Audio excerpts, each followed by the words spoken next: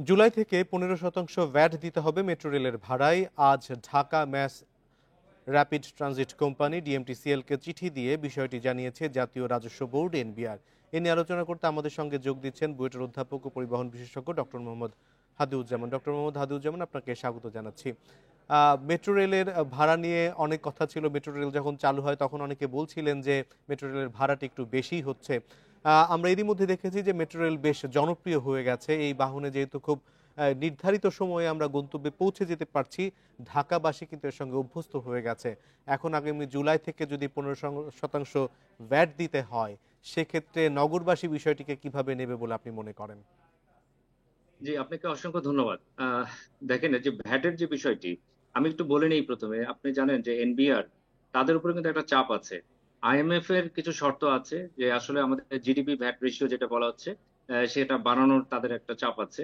পাশাপাশি আমরা যে স্মার্ট বাংলাদেশের স্বপ্ন দেখছি এবং এই স্বপ্ন অর্জনের পিছনে আপনি জানেন যে আমাদের উন্নয়নের যে একটা কর্মযজ্ঞ চলছে, বিশাল কর্মযজ্ঞ, এটার যে যোগান সেটা কিন্তু এনবিআর কে দিতে হয়। এনবিআর এখন যে পরিমাণে আপনি জানেন যে তাদের যে খাতগুলি আছে, ভ্যাট, ট্যাক্স এবং কিছু তাদের নন এনবিআর কিছু মানে যোগান আছে।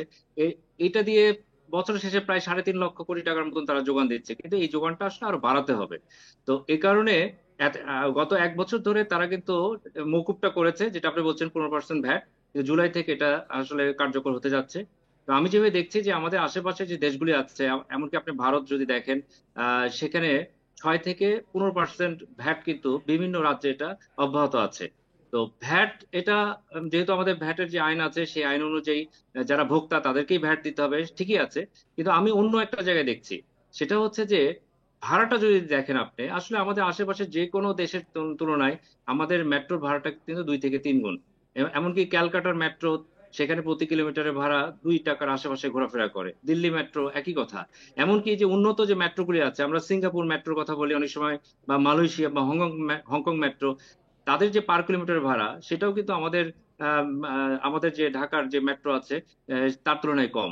সেই হিসেবে আমি যেটা দেখছি যে ভ্যাট এটা যুক্ত করা যেতে পারে, কিন্তু এই ভ্যাটের বোঝাটা কিন্তু আমরা অন্যভাবে কিন্তু এটাকে ট্র্যাকেল করতে পারি। সেটা কি? বেস ফেয়ার যেটা আছে সেটা যদি আমরা 15 থেকে 20% কমিয়ে দেই এবং এর উপরে যদি ভ্যাট 15% যোগ করা হয়, তাহলে এখন যে পার কিলোমিটার বলা হচ্ছে যে প্রায় আপনি জানেন যে 5 টাকা প্রতি কিলোমিটার আমাদের মেট্রো ভাড়া, সেখানে কিন্তু আর পরিবর্তন আসবে না। ফলে মেট্রোর যারা যাত্রী আছে, যারা ব্যবহারকারী আছে, তাদের উপর এই চাপটা কিন্তু আসবে না। এবং ভাড়াটা আমি যেটা বললাম বেস ফেয়ার, এটা কিন্তু কমানো যেতে পারে, যেহেতু আমি বলছি যে আশেপাশে যে কোনো দেশের চেয়ে আমাদের বেস ফেয়ারটা কিন্তু বেশি। তবে প্রশ্নটা আসলে ওইখানে চলে আসবে যে ডিএমটিএসএল যারা আসলে মেট্রো বাস্তবায়ন এবং পরিচালনা করছেন, তাদের উপর আবার চাপটি পড়বে কিনা। হ্যাঁ, তাদের উপর কিছুটা চাপ পড়বে, কিন্তু তাদেরকে আসলে ভাড়ার শুধু ভাড়া নির্ভর থাকলে হবে না। ভাড়া নির্ভরশীলতা থেকে তাদের বের হয়ে আসতে হবে, যেটা আমরা বলি নন ফেয়ার রেভিনিউ। অর্থাৎ ভাড়ার পাশাপাশি অন্যান্য যে খাতগুলি আছে সেই খাতগুলিতে আসলে আমাদের ডিএমটিএসএল কর্তৃপক্ষের কাজ করতে হবে। ভাড়া নির্ভর থেকে আসলে অপারেটিং রেশিও যেটা আমরা বলি, সেটা আপনি যদি 100 টাকা আয় করেন, দেখা যাবে যে আপনার 250 টাকা ব্যয় করতে হবে। তো আমি যেভাবে দেখছি যে আসলে আমাদের বেস ফেয়ারটা যদি কমিয়ে ফেলা হয় অর্থাৎ 15 থেকে 20%, ভ্যাটের তাহলে প্রসঙ্গটি কিন্তু একটা 1 বছর সুযোগ যেহেতু থাকবে। তারা মওকুফ করেছে, হয়তো খুব বেশি হলে আরো কিছুদিন তারা করতে পারতেন, কিন্তু ভ্যাট এক সময় যেতেই হবে। সে কারণে বেস ফেয়ার থেকে কমানোটা আপনি যৌক্তিক মনে করছেন? জি, জি, জি, এক্স্যাক্টলি। এবং সেটা আসলে করা যেতেই পারে। আমি যেটা বললাম, আসলে আশেপাশে যে কোনো দেশের তুলনায় আমাদের বেস ফেয়ারটা কিন্তু বেশি।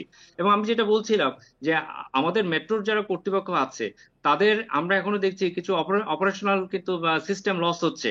আপনি দেখেন প্রতিদিনই দেখা যাচ্ছে মাঝে মাঝে মেট্রো বন্ধ হয়ে থাকছে। এমনকি তা মেট্রোর যে সক্ষমতা, অর্থাৎ আমরা জানি যে একটা 6 সেট দিয়ে যেহেতু চলছে, প্রায় 2308 জন যাত্রী তারা পরিবহন করার সক্ষমতা আছে, সেখানে আমরা 1600 থেকে 1700 যাত্রী পরিবহন করছি। তাহলে ওইখানে যদি আমরা সিস্টেম লস যেটা আছে সেটা যদি কমিয়ে ফেলতে পারি, নিঃসন্দেহে। পাশাপাশি যেহেতু আয় ব্যয়ের মধ্যে একটা বিশাল ঘাটতি আছে, যেটা আমি বলছিলাম যে মেট্রো জি। কর্তৃপক্ষ এখন প্রতিদিন প্রায় 3 কোটির মতন ব্যয় করছে, আয় হচ্ছে 1.5 কোটি টাকা। তার মানে আয় ব্যয়ের মধ্যে যে একটা ফারাক আছে, এই ফারাক কমানোর সুযোগ আছে। কিন্তু সেই ফারাকটা নিঃসন্দেহে। কি? অর্থাৎ আপনি এই যে জানেন যে সিস্টেম বিদ্যুতের। লস অথবা এই বিষয়গুলি বিবেচনায় এনে মেট্রো রেল কর্তৃপক্ষ যাতে সাধারণ মানুষের উপর চাপটা না বাড়ে, সেই ব্যবস্থায় যেন নেয়, সেটি হবে আমাদের প্রত্যাশা। আপনাকে অনেক ধন্যবাদ ডক্টর মোহাম্মদ হাদিউজ্জামান আমাদেরকে সময় দেওয়ার জন্য। এই ঈদে দেশ জুড়ে কেনাকাটার ফুর্তি হবে শুধু বিকাশে। সাথে ডিসকাউন্ট কুপন, ইনস্ট্যান্ট ক্যাশব্যাক।